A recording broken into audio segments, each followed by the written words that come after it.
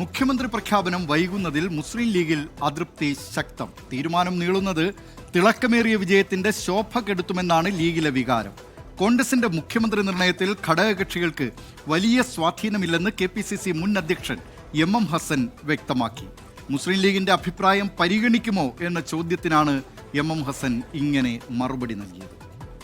അല്ല, ഘടകകക്ഷികൾക്ക് ഇതിൽ വലിയ കാര്യമില്ല. എന്താണെന്നറിയാമോ, കോൺഗ്രസിൻ്റെ ലീഡർ ആരാണെന്നുള്ളത് കോൺഗ്രസ് ആണ് തീരുമാനിക്കുന്നത്. ഘടകകക്ഷികളല്ലല്ലോ പാർലമെന്ററി പാർട്ടി ലീഡറെ തീരുമാനിക്കുന്നത്. ഇപ്പോൾ ഈ 3 പേരുടെ കാര്യത്തിലും അഭിപ്രായങ്ങൾ വരുന്നുണ്ടല്ലോ.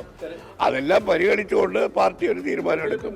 സോഷ്യൽ മീഡിയ പറയുന്നതനുസരിച്ച് ഏതെങ്കിലും ഒരു പാർട്ടി തീരുമാനിക്കൂ. ഇപ്പോൾ ഞങ്ങളെല്ലാം വിളിച്ചിരിക്കുന്നു, ഞങ്ങളുടെ എല്ലാം അഭിപ്രായം ചോദിക്കുന്നു. അതിൻ്റെ അടിസ്ഥാനത്തിൽ ഹൈക്കമാൻഡ് എടുക്കുന്ന തീരുമാനം ഞങ്ങളെല്ലാവരും അംഗീകരിക്കുമെന്ന് ബന്ധപ്പെട്ടവരെല്ലാം പറഞ്ഞിട്ടുണ്ടല്ലോ. വിവരങ്ങളുമായി മലപ്പുറത്ത് നിന്ന് ഗോകുൽ K വേണുഗോപാൽ ചേരുന്നു. ഗോകുൽ K വേണുഗോപാൽ, സാങ്കേതികമായി നോക്കിയാൽ MM ഹസൻ പറയുന്നതാണ് ശരി. കോൺഗ്രസ് ആണ് ഏറ്റവും വലിയ കക്ഷി UDF-ലെ. ആ കക്ഷിയാണ് അവരുടെ നിയമസഭാ കക്ഷി നേതാവിനെ തിരഞ്ഞെടുക്കേണ്ടത്. അതിൻ്റെ നടപടിക്രമങ്ങൾ അതുമായി ബന്ധപ്പെട്ടൊക്കെ കോൺഗ്രസ് തീരുമാനിക്കട്ടെ എന്ന് പറയാം. പക്ഷേ മറുവശത്ത് മുസ്ലിം ലീഗിനെ പോലുള്ള ഘടകകക്ഷികൾക്ക് ജനവികാരം കണ്ടില്ല എന്ന് നടിക്കാൻ കഴിയില്ല. അക്കാര്യം കഴിഞ്ഞ ദിവസം ഹമീദ് മാസ്റ്റർ തന്നെ പറഞ്ഞിരുന്നു. ഒരു സ്ഥലത്തും പുറത്തൊന്നും ഇറങ്ങിപ്പോകാൻ കഴിയാത്ത വിധത്തിൽ ആയിരിക്കുകയാണ് ഇപ്പോഴത്തെ ഈ മുഖ്യമന്ത്രി ചർച്ച. എവിടെ ചെന്നാലും ആരാണ് നിങ്ങളുടെ മുഖ്യമന്ത്രി എന്ന ചോദ്യമാണ്. ആ നിലയിൽ ഘടകകക്ഷി നേതാക്കൾ മാത്രമല്ല, കോൺഗ്രസ് നേതാക്കൾ ഉൾപ്പെടെ ഈ ചോദ്യം കേൾക്കേണ്ടി വരികയാണ് സമൂഹത്തിൽ നിന്ന്. അത്തരമൊരു സാഹചര്യത്തിൽ ഈ ഞങ്ങളൊക്കെ കൂടി തീരുമാനിച്ചാൽ മതിയോ, ഈ 5-6 പേർ എന്നുള്ള MM ഹസന്റെ ഞങ്ങൾ അഭിപ്രായം പറയുന്നു, ഞങ്ങൾ തീരുമാനിക്കുന്നു എന്ന നിലയിലുള്ള ഒരു തീരുമാനം മതിയോ? പൊതുവികാരം അക്കാര്യം കൂടി കണക്കിലെടുക്കണ്ടേ എന്ന മുസ്ലിം ലീഗിന്റെ അഭിപ്രായത്തിന് പ്രസക്തിയില്ലേ? ഗോകുൽ K വേണുഗോപാൽ. ദിലീപ്കുമാർ, തീർച്ചയായും മലബാറിൽ ഒന്നാകെ ഈ UDF-ന് ചരിത്രപരമായിട്ടുള്ള ആധികാരികമായിട്ടുള്ള വിജയം നേടിക്കൊടുക്കുന്നതിൽ മുസ്ലിം ലീഗ് വഹിച്ചിട്ടുള്ള പങ്ക് അതൊരിക്കലും വിസ്മരിക്കാൻ സാധിക്കാത്ത ഒരു പങ്ക് തന്നെയാണ്. അതിനാൽ തന്നെ ഘടകകക്ഷികളെ കൂടി വിശ്വാസ്യതയിൽ എടുത്തുകൊണ്ട് മാത്രമേ മുന്നോട്ടേക്ക് പോകാൻ പറ്റൂ എന്ന കാര്യത്തിൽ കോൺഗ്രസിന്റെ നേതൃത്വത്തിന് അല്ലെങ്കിൽ AICC നേതൃത്വത്തിന് അത്തരത്തിലൊരു എതിരഭിപ്രായം ഉണ്ടാവാൻ സാധ്യതയുണ്ട് എന്ന് കരുതുന്നില്ല. നേരത്തെ മാത്യു കൊള്ളനാടൻ ഉൾപ്പെടെയുള്ള ആളുകൾ ഇത് കോൺഗ്രസിന്റെ ആഭ്യന്തര കാര്യമാണ് എന്ന തരത്തിലുള്ള പ്രസ്താവനകൾ നടത്തിയപ്പോൾ അതിനെ തിരുത്തിക്കൊണ്ട് കോൺഗ്രസിനകത്തു തന്നെയുള്ള ചില മുതിർന്ന നേതാക്കൾ രംഗത്ത് വരുന്നതൊക്കെ നമ്മൾ കണ്ടതാണ്.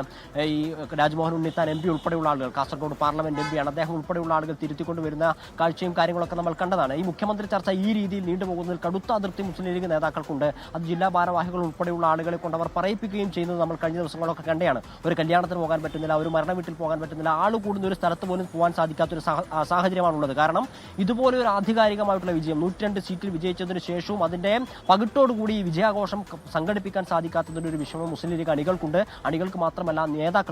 അത്തരത്തിലുള്ള ഒരു വിഷമം നിലനിൽക്കുകയും അതിന്റെ അതൃപ്തി പരസ്യമായി പ്രകടിപ്പിക്കുകയും ചെയ്യുന്ന ഘട്ടത്തിൽ MM ഹസന്റെ ഇത്തരത്തിലുള്ള പ്രതികരണങ്ങളോട് ഏത് രീതിയിലായിരിക്കും മുസ്ലിം ലീഗ് പ്രതികരിക്കുക എന്ന് നമുക്ക് മനസ്സിലാക്കാൻ സാധിക്കുന്നതല്ല. കാരണം ഈ രീതിയിലുള്ള ഒരു വിജയം കോഴിക്കോട് ജില്ലയിലൊക്കെ 13 സീറ്റിൽ 12 സീറ്റും മുസ്ലിം ലീഗ് അല്ലെങ്കിൽ UDF വിജയിക്കുന്നത് മുസ്ലിം ലീഗിന്റെ കെട്ടുറപ്പോടെയുള്ള പ്രവർത്തനങ്ങളൊക്കെ വഴിവെച്ചിട്ടുണ്ട്. KM അഭിജിത്തിനെയൊക്കെ KC വേണുഗോപാലിന് പിന്തുണ നൽകി എന്നതിന്റെ പേരിൽ UDF അണികളൊക്കെ തടഞ്ഞു നിർത്തുകയും KM അഭിജിത്തിന് മറുപടി നൽകേണ്ടി വരുന്ന ഒരു സാഹചര്യം കണ്ടതാണ്. അതോടൊപ്പം തന്നെ തൃക്കരിപ്പൂരിൽ നേരത്തെ നിശ്ചയിച്ചുള്ള വിജയാഘോഷ പരിപാടികൾ മാറ്റിവെക്കേണ്ടി വന്നു. ഈ തരത്തിൽ അതിർത്തി പുകയുന്നതിനിടയിലാണ് കോൺഗ്രസിന്റെ മുഖ്യമന്ത്രി കാര്യത്തിൽ മുസ്ലിം ലീഗിന് അല്ലെങ്കിൽ ഘടകകക്ഷികൾക്ക് അഭിപ്രായം പറയേണ്ട ഒരു സാഹചര്യം ഇല്ല എന്ന് MM ഹസനെ പോലെയുള്ള നേതാക്കൾ പറയുന്നു. ദിലീപ് കുമാർ സൂചിപ്പിച്ചതുപോലെ സാങ്കേതികമായി അത് ശരിയാണെങ്കിൽ കൂടി മുന്നോട്ടേക്കുള്ള UDF-ന്റെ കെട്ടുറപ്പോടെയുള്ള ഒരു ഭരണത്തിന് അതൊരിക്കലും ഗുണമാകുമെന്നൊരു വിലയിരുത്തൽ കോൺഗ്രസിന്റെ മറ്റു നേതാക്കൾക്ക് ഉണ്ടാകുമെന്ന് കരുതാൻ വേണ്ടി സാധിക്കില്ല. അതുകൊണ്ട് തന്നെയാണ് ഇത്തരത്തിൽ മുസ്ലിം ലീഗിനെ തള്ളിക്കൊണ്ട് മറ്റു നേതാക്കൾ പ്രസ്താവന നടത്തുമ്പോൾ അതിനെതിരെ കോൺഗ്രസിന്റെ തന്നെ അല്ലെങ്കിൽ UDF-ന്റെ തന്നെ മുതിർന്ന നേതാക്കൾ രംഗത്ത് വരുന്നൊരു സാഹചര്യമൊക്കെ ഉള്ളത്. PK കുഞ്ഞാലിക്കുട്ടി ഉൾപ്പെടെയുള്ള ആളുകൾ ഇന്ദിരാ ഭവനിലേക്ക് വിളിക്കുകയും അഭിപ്രായം തേടുകയൊക്കെ ചെയ്തിട്ടുണ്ട്.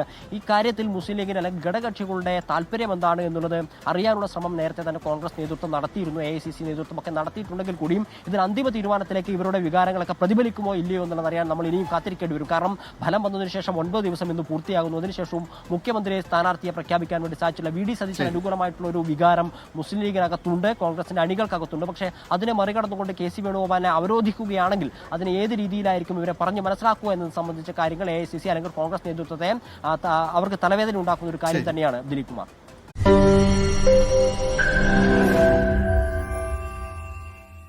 ലോകത്തെവിടെയായാലും ഏത് സമയത്തും 24 വാർത്തകളും ഓഗ്മെന്റഡ് റിയാലിറ്റി പാക്കേജുകളും എക്സ്പ്ലെയിനറുകളും വിശദമായി കാണാൻ ഞങ്ങളുടെ YouTube ചാനൽ നിങ്ങൾക്ക് സബ്സ്ക്രൈബ് ചെയ്യാം.